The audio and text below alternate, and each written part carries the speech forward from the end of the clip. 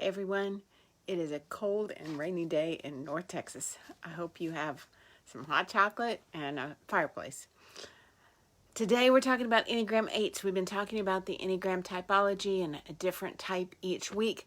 And today we're talking about type 8. So let me remind you that the Enneagram is built on values. So each type has a value that motivates them, that pushes them towards certain things. And so when that value gets challenged, we feel vulnerable. And when we feel vulnerable, we overcompensate. And that's the story of humankind right there, all through the ages, in one sentence. So when you're looking at the Enneagram, when you're hearing the descriptions of the different typologies, the best way to decide where you land on this thing is think about when you were in your 20s. Sometimes that's more revealing. You can recognize, oh, okay, that's my typology. And then you matured maybe from there in your 20s.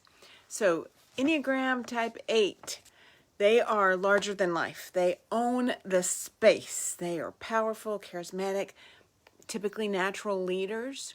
So you might be an Enneagram 8 if you've ever been told you are intense. If you've ever been told you're intense, you might be an Enneagram 8. You might be an Enneagram 8 if, as frustrated as your friends get with your no-nonsense, straightforward attitude, they also call you. They make you the first call when they need help. That might mean you're an Enneagram 8. If you absolutely abhor being controlled, you're probably an Enneagram 8. And you are fair and just, but you won't bend over backwards to please people. If that describes you, you might be an Enneagram 8. If you'd rather have your tongue nailed to the floor than be vulnerable with people, you might be an Enneagram 8. And if you find yourself protecting, if that's kind of your natural go-to, to protect the people around you, you might be an Enneagram 8. And finally, if you naturally fall into leadership roles, you might be an Enneagram 8. The Enneagram 8 values honorable strength. And when that gets challenged, when that gets compromised in any way, they feel vulnerable, which, by the way, they do not like, and they become passionately stubborn. And then they begin to overcompensate. When they overcompensate, what they do is they control. They control the environment and they deny any of their own weaknesses. So we call the Enneagram 8 the challenger. And their superpower is they take this intensity, this strength, this ability to move people, and they advocate and protect others. That's their superpower. They're incredible protectors and advocators. So if you're raising an Enneagram 8, and I did, if you're raising an Enneagram 8, I have some tips for you. First of all, allow them to work through their feelings.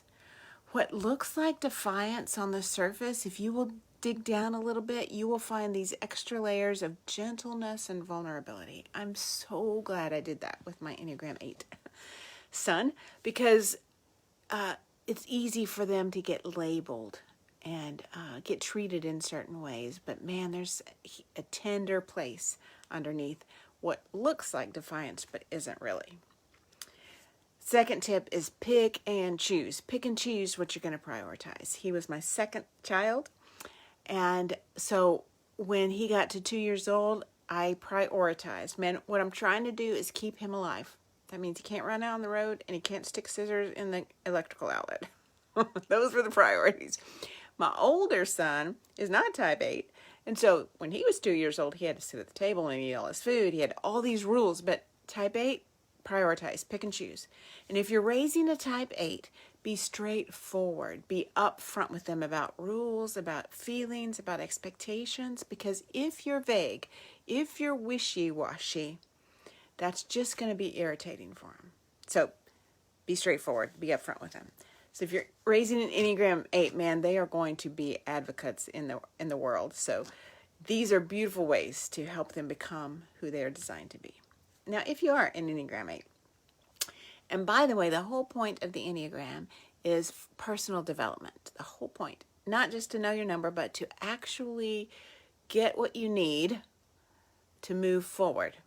Figure out how you painted yourself in a corner and get out of the corner. So if you're looking for personal development and you're an Enneagram 8, I have some tips for you.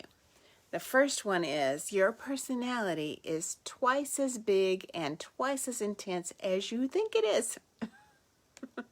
What feels like passion to you often comes across as intimidation to the rest of us. So my tip would be, if someone tells you that you've run over them, genuinely apologize, because I know you didn't mean to. I know that wasn't your plan. So genuinely apologize to them. You're more intense than you realize. And then the second tip is, too often this intensity kind of runs your world. It grabs hold of you, run this direction and go after that, and you run that direction and go after that. You spend too much money here, or you spend too much time there. Your intensity kind of drives you. And so I would really see the need for you to find a trusted friend. Of course, they have to be trusted, and tell them, this is what I tend to do, and I'm giving you permission to tell me when I've gone overboard, when I've gone too far. So get someone in your life that can do that for you. And then the third thing is broaden your definition. Broaden your definition of strength and courage, and let it include vulnerability, because vulnerability is a strength.